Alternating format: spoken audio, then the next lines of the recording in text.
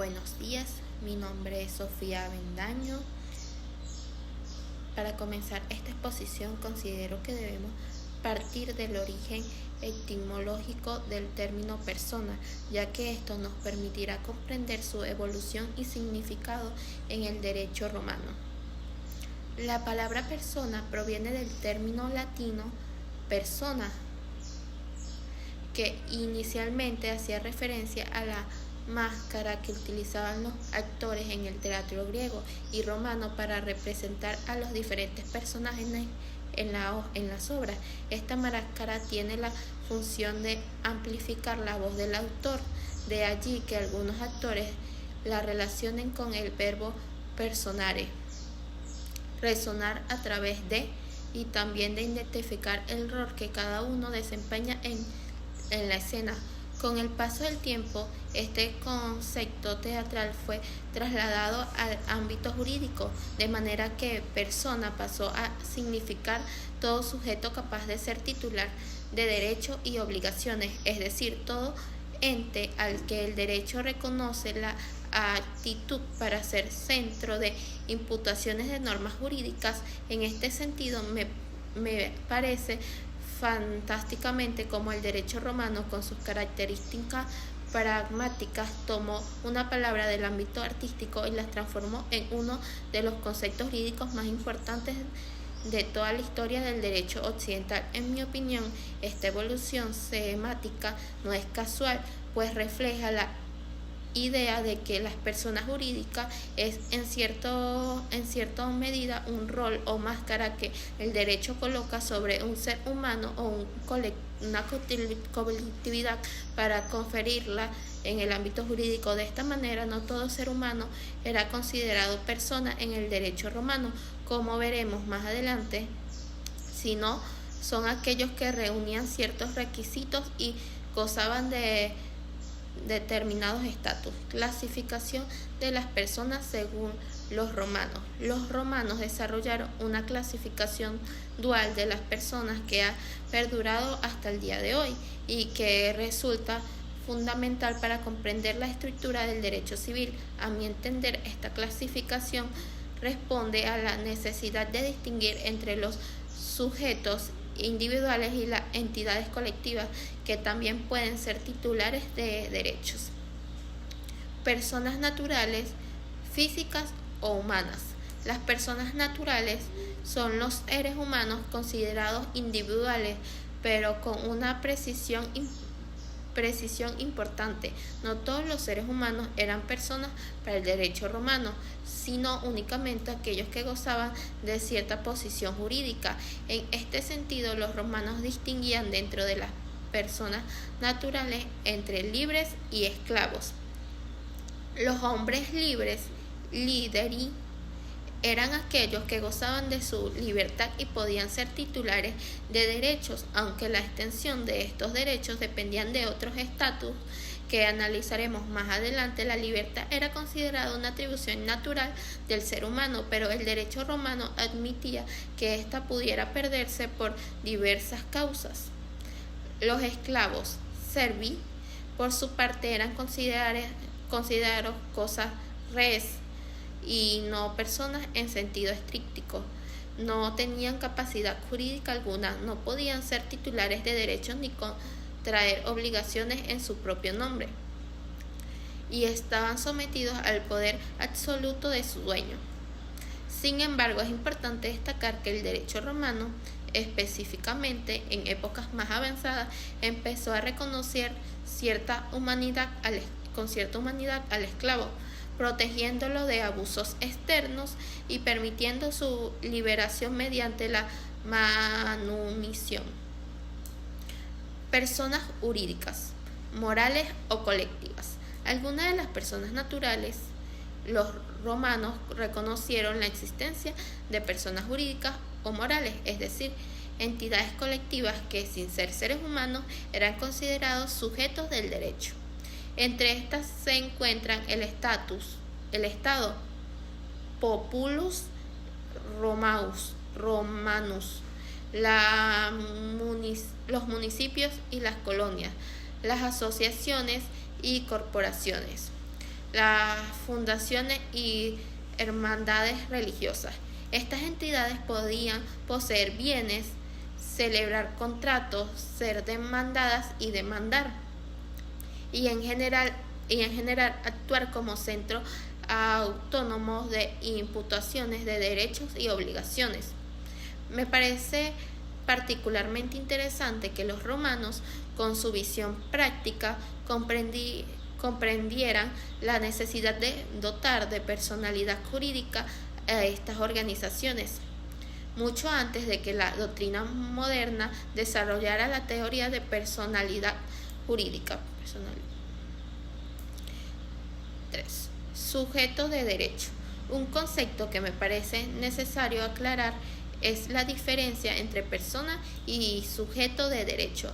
En el derecho romano, si bien todo sujeto de derecho era persona, no toda persona podía ser sujeto de derecho en plenitud. El Estado de Derecho es aquel ente al que el ordenamiento jurídico le atribuye la actitud para ser titular de derechos y obligaciones. Esta noción está íntimamente ligada a la capacidad jurídica que analizaremos a continuación. En Roma, la condición de sujeto de derecho dependía de la concurrencia de tres elementos fundamentales que los romanos denominaban status. Status libertatis, condición de libertad. Status civitatis, condición de ciudadano. Status familiae, condición familiar. Para ser considerado plenamente sujeto de derecho, un individuo debía ser libre, ciudadano romano y independiente de la patria potestad.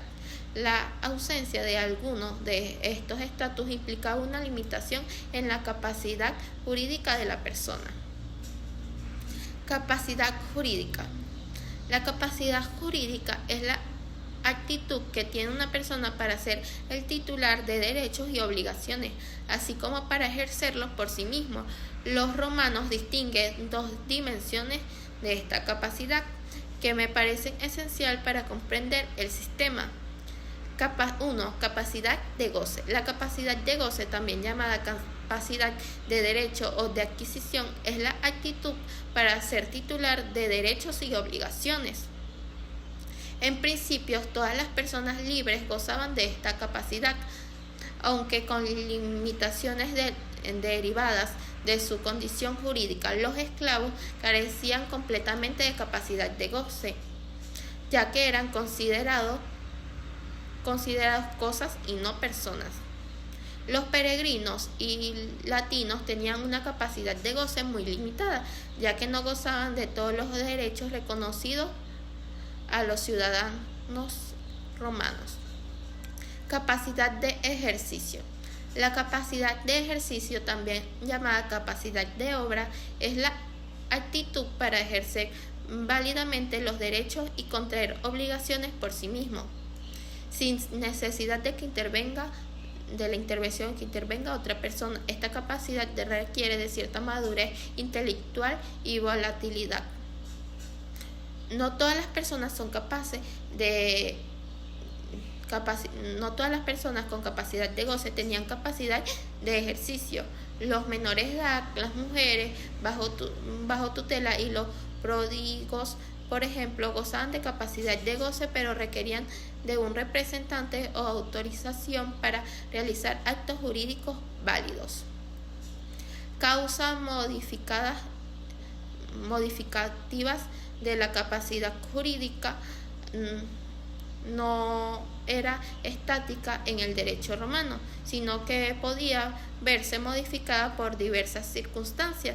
A mi entender, estas causas modificadas son de gran importancia porque reflejan la flexibilidad y el dinamismo del sistema jurídico romano.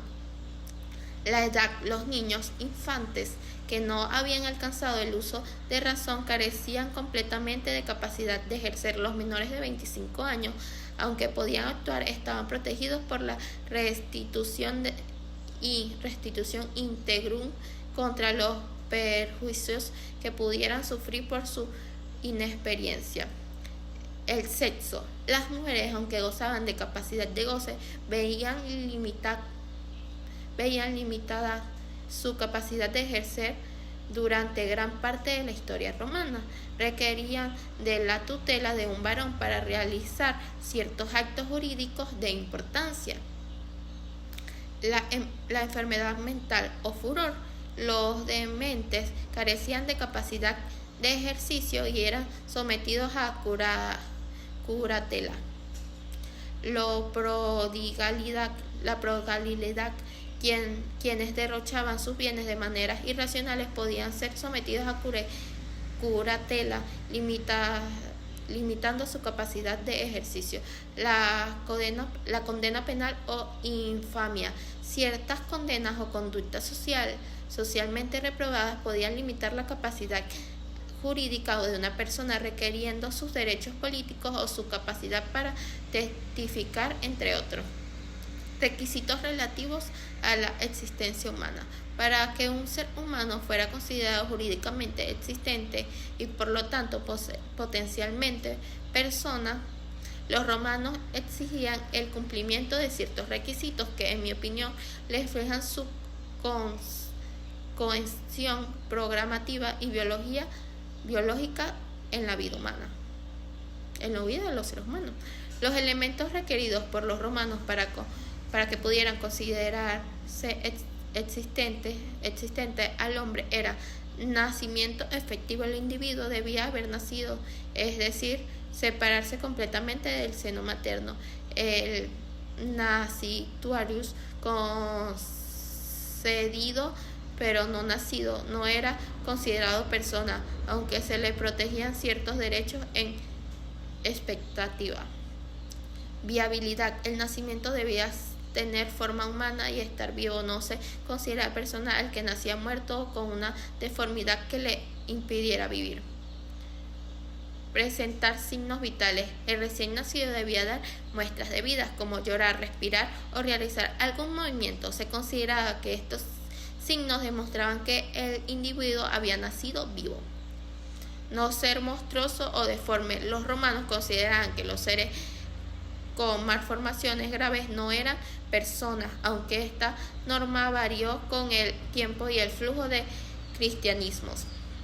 Me parece interesante destacar que estos requisitos tenían no solo una dimensión jurídica, sino también religiosa y social, pues el nacimiento y las inscripciones en el registro familiar eran actos de gran importancia para la comunidad romana.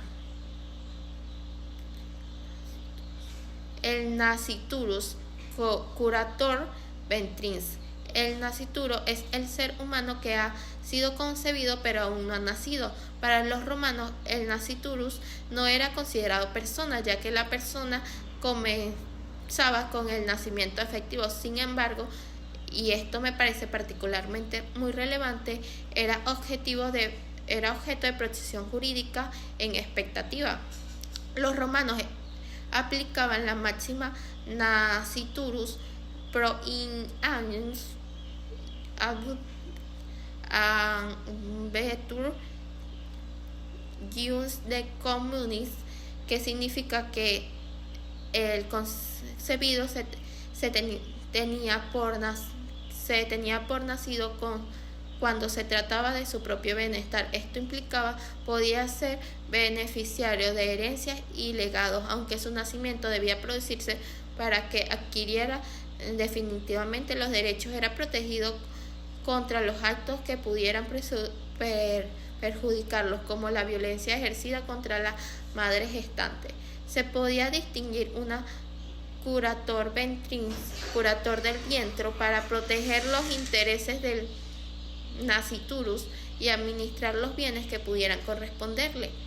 En mi opinión, estas instituciones revelan la sensibilidad de los romanos hacia la vida por nacer y su capacidad para anticipar situaciones futuras, protegiendo los derechos de quien aún no han llegado a este mundo. Estatus de personas según los romanos. Llegamos ahora al núcleo de la exposición, donde analizaremos los tres estatus que determinaban la posición jurídica de las personas en el derecho romano. Como mencioné anteriormente, la plena capacidad jurídica requería la concurrencia de los tres estatus: libertad ciudadana e independencia familiar. El estatus libertatis se refiere a la condición de libertad o esclavitud de un individuo. Es, en mi opinión, el estatus más fundamental porque determina si una persona es sujeto de derecho libre o es considerado un esclavo. Régimen de la esclavitud. La esclavitud en Roma era una institución de gran importancia económica y social. Los esclavos eran considerados res, cosas, y por tanto carecían de capacidad jurídica. Causa de la esclavitud: nacimiento, hijo de madre esclava. Cautiverio de guerra. Los prisioneros de guerra eran reducidos a esclavitud. Condena penal. Ciertos delitos graves podían llevar a la esclavitud. Venta de sí mismo. Por necesidad extrema, un hombre libre podía convertirse en esclavo, aunque esta práctica fue prohibida en épocas posteriores. Ingratitud del liberto. En casos graves, el liberto podía ser reducido nuevamente a esclavitud. Condición jurídica del esclavo: carecía de capacidad de goce y de ejercicio. No podía tener bienes propios, aunque en la práctica el amo solía permitirle adquirir ciertos bienes. No podía contraer matrimonio válido. No existía contubernius. Estaba sometido al dominium, propiedad de su dueño, quien tenía derecho de vida y muerte sobre él. Obligaciones del amo originadas por el esclavo. El amo respondía por los actos de su esclavo, especialmente en el ámbito de los contratos. Esto significa que si un esclavo celebraba sus negocios con un tercero, el amo podía ser demandado hasta el monto del peculio o de la ganancia obtenida.